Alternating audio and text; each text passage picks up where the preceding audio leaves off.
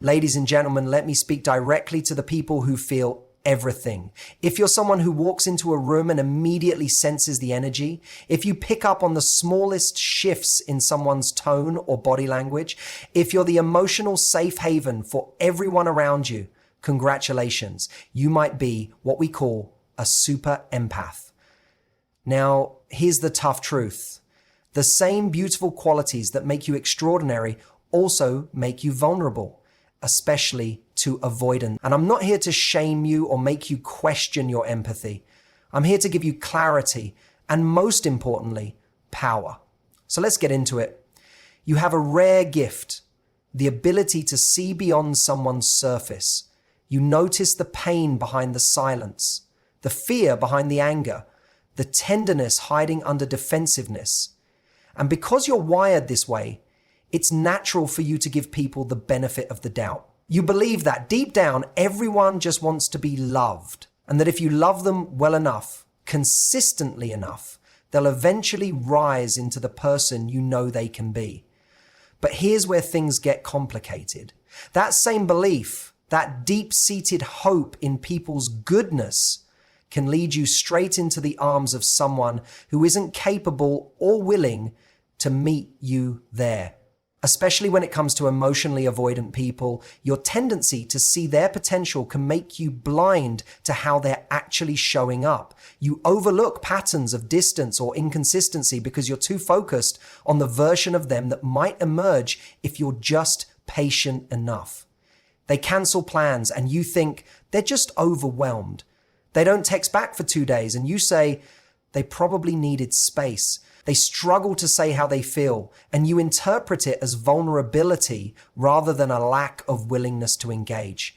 Instead of seeing these behaviors as signals that someone isn't emotionally available, you translate them as calls for deeper compassion. And while your ability to empathize is beautiful, what happens is you begin justifying behavior that in any other context would feel like rejection or neglect. But you don't feel rejected. You feel needed. You feel called to heal. You think they just haven't felt safe enough yet. I'll be the one to show them what safe feels like. And there's the trap. You fall in love with their potential, with the version of them you imagine, not the one in front of you. And while they're being inconsistent, withholding, or unavailable, you're emotionally invested in the idea of what the relationship could become. You tell yourself you're being loyal, that you're giving grace. But underneath that, what's really happening is you're bypassing your own needs. You're tolerating crumbs while holding out hope for the feast.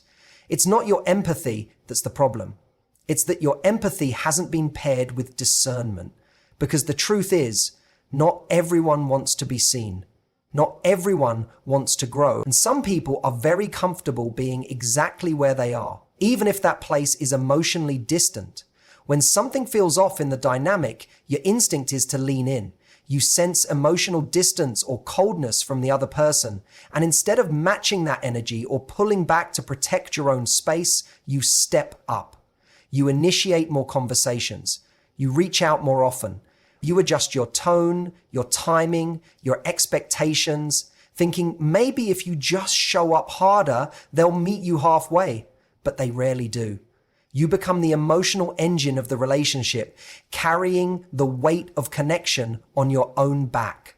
You plan the dates. You keep the conversations alive. You ask the questions that create depth. You hold the emotional space when things feel rocky.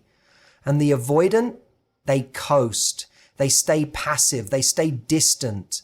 Because you've created a dynamic where they don't have to step up. You've already filled in the gap they're leaving. The problem is that your effort gets interpreted by them not as love, but as pressure. The more you try to close the distance, the more they subtly or overtly pull away. And that triggers you to try even harder, which only makes the cycle worse.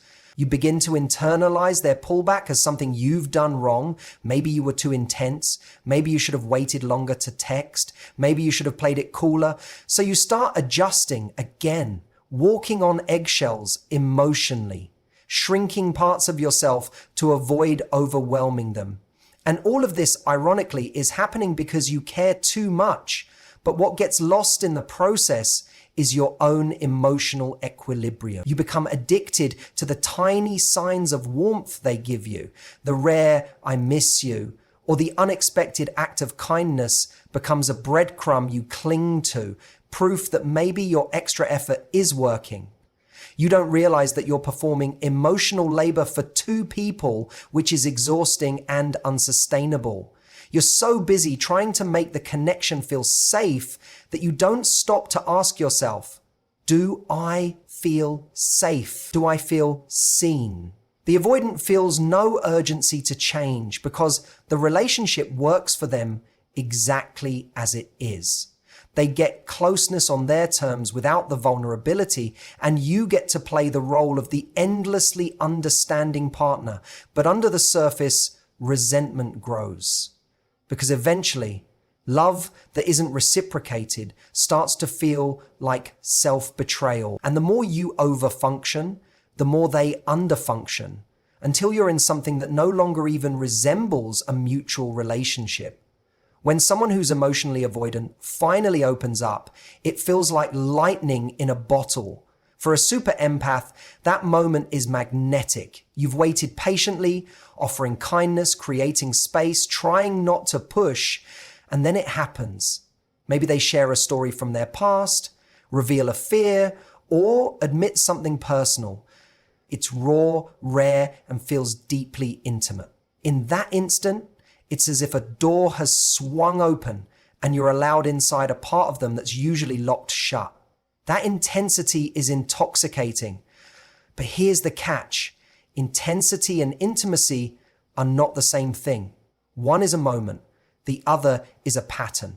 Avoidants can offer moments of deep emotional expression, but they struggle to sustain emotional closeness over time. What often happens is that you mistake that rare, vulnerable moment for evidence that a deep bond is forming. You tell yourself, see, they do care. They just need time.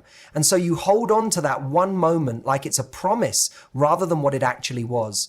A flash of connection in an otherwise inconsistent dynamic. This confusion is especially dangerous for super empaths, because you're naturally wired to seek emotional depth. When you finally get it, it feels like confirmation that all your effort was worth it. You may even start to idealize the person, believing that their emotional guardedness isn't a reflection of disinterest, but rather of unhealed wounds they just haven't had the safety to express until you came along. But intensity can also be a trap. Just because someone opens up occasionally doesn't mean they're ready or willing to build something emotionally reliable. In fact, avoidants often use these brief bursts of vulnerability to relieve pressure in the relationship. They sense you pulling away or getting frustrated, and so they offer just enough emotion to pull you back in. It's not always manipulative. Sometimes it's subconscious. But it creates a pattern where you're always chasing the next high, the next deep moment, the next real connection. You start to live for the emotional breadcrumbs instead of asking whether the relationship is consistent, reciprocal, and healthy. You ignore the in-between, the silence, the shutdowns, the emotional unavailability, because you're still emotionally tethered to that one breakthrough moment. Intensity feels like connection, but it's not the same as commitment. It's not the same as emotional availability. And if you're not careful, you'll find yourself stuck in a cycle where you're giving more and more just to experience something that should come freely, consistently, and without negotiation. When you're a super empath, it's almost instinctual to tune into other people's emotional states. You can feel their anxiety before they even say a word. You notice when their tone shifts, when their energy drops, when something's off. And without even realizing it, you begin to internalize their moods as something you caused or something you're supposed to fix. If someone pulls away, you immediately start scanning your own behavior. Did I say too much? Was I too needy? Maybe I should have given them more space. You take their withdrawal personally, even if they've said nothing at all. This tendency to take emotional responsibility can become a trap when you're in a relationship with an avoidant. Avoidants are uncomfortable with emotional closeness, and when things start to feel vulnerable, their response is often to shut down, withdraw, or become vague and distant. But instead of seeing their discomfort as their own, you interpret it as something that you did wrong. You start to walk on emotional eggshells, trying to adjust your behavior in hopes of creating a safer environment for them.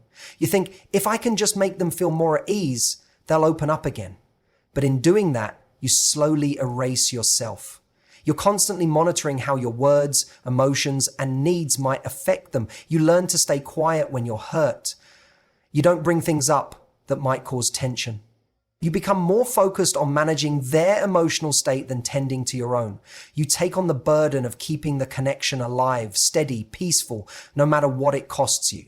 This kind of dynamic is deeply one-sided. The avoidant gets to remain emotionally protected while you do all the emotional heavy lifting. They aren't required to confront their own discomfort with intimacy, because you're already doing the repair work for them. You explain away their distance. You make excuses for their lack of communication. You tell your friends they're just going through a lot, while you go through the ache of being unseen, unheard, and unmet. Over time, this leads to an invisible resentment. You start to feel unappreciated, but you don't say anything because you don't want to rock the boat. You feel invisible, but still show up fully for them. The truth is, when you constantly take responsibility for someone else's emotional state, you rob them of the chance to take responsibility for themselves. And you end up carrying more than your fair share, quietly sacrificing your own peace for someone who may never even realize the weight you're holding. If you're a super empath, conflict often feels like danger. Not because you're weak or avoidant yourself, but because you're deeply sensitive to emotional shifts. Raised voices, sharp words, or even just tension in someone's body language can feel overwhelming. You're not trying to avoid accountability or hard conversations. You just want connection, peace, and emotional safety. So when issues arise, your instinct is to smooth things over quickly. You downplay your own discomfort. You tell yourself it's not a big deal. You swallow your needs to keep the other person from pulling further away.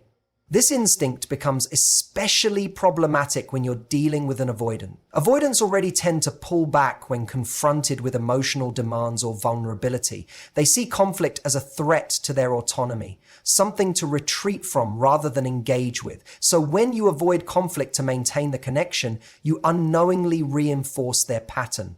They don't have to face any discomfort because you've already removed it from the table. You convince yourself that being understanding and non-confrontational makes the relationship stronger, that being low minimum makes you easier to love, but inside, a quiet frustration begins to build.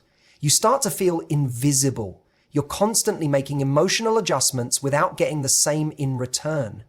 You're accepting less than you deserve because you're afraid that asking for more might push them away entirely. And yet nothing ever really improves. The things that bother you keep coming up. Emotional distance, inconsistency, the lack of real communication, but you don't address them. Or when you do, you downplay them. You say it casually, with a smile, as if it doesn't really matter. But it does. Because conflict isn't just about disagreement, it's about boundaries. It's about advocating for your emotional reality, even when it's uncomfortable. And every time you avoid conflict to keep the peace, you sacrifice a little piece of yourself. The avoidant person, meanwhile, gets to stay emotionally unchallenged. They don't have to grow or evolve within the relationship because you're already adapting for them. Your silence protects their comfort, but costs you your voice. And over time, that leads to imbalance, not because they're bad and you're good, but because you've both fallen into a dynamic where your emotional needs are invisible, unspoken, and unmet. Avoiding conflict doesn't create peace. It creates a fragile illusion of harmony, one where only one person is truly safe and the other is quietly shrinking to preserve the connection. There's a subtle but powerful difference between love and attachment. And if you're a super empath, that line can get blurry fast. Love is mutual, conscious, and chosen. Attachment, on the other hand, is often reactive, rooted in patterns from the past and in your nervous system's deep desire for connection, even when that connection is inconsistent or unfulfilling. When you're in a dynamic with an avoidant, that attachment can feel like love because it's intense, unpredictable, and emotionally charged. But the truth is, intensity doesn't equal intimacy. An emotional craving isn't the same as compatibility. With an avoidant, the lack of consistent closeness triggers something in you. You begin to feel a pull, not because the relationship is healthy, but because it feels unfinished. You sense emotional distance, and instead of that being a red flag, it becomes a challenge. You want to bridge the gap, to be the one who finally reaches them, to prove that if you stay long enough, love will win. But what you're responding to is the anxiety of disconnection, not the presence of true emotional safety. That feeling of emotional longing becomes addictive. You replay moments where they seemed present, open, connected, hoping those glimpses are signs of what's possible. You stay because you're attached to the potential, not the reality. You might feel deeply bonded, but if you take a step back, you may realize you're not being met emotionally, not being supported, not even really being seen. And yet, you can't seem to let go because the idea of losing the connection feels more painful than staying in something that quietly drains you. Avoidants tend to attract people who are highly attuned to emotional shifts, and when they pull back, you lean in. When they get quiet, you get louder. When they stop showing up, you show up harder. Not because you're needy, but because your nervous system is wired for connection. And the inconsistency keeps that wiring in a loop of hope, fear, and over-assumptioning. This isn't your fault. It's often the result of earlier emotional experiences where love may have felt conditional, unpredictable, or tied to your ability to caretake others. But understanding that difference, the one between love that nurtures you and attachment that exhausts you, is key. Because until you see it clearly, you'll confuse staying in pain with staying in love. You'll call emotional survival commitment.